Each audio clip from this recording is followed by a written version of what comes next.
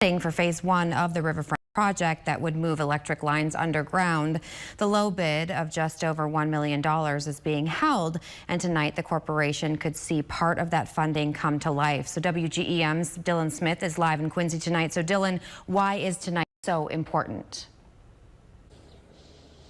Well, Mackenzie, in just under an hour, the Adams County Board will meet here at the courthouse, and tonight we find out if they'll commit a full $350,000 towards the project. They've already allocated $200,000 in COVID relief funds, but tonight's decision is contingent on Quincy City Council and the Park Board also contributing $350,000 each.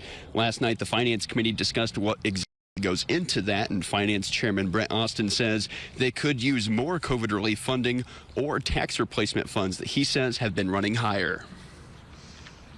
We'll talk about the foundational aspect of this project and a few projects that really have to happen first. I think there's some questions about why this, why now, and our analogy that we've been kind of working with is, you got to put a good foundation on this before you build all the amenities on top of it.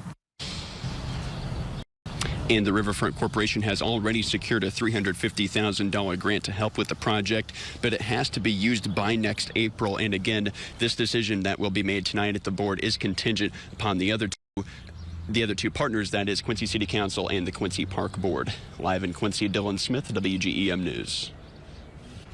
All right, thank you, Dylan. And the Riverfront Corporation will host a fundraiser at the Quincy Boat Club on Friday at 6.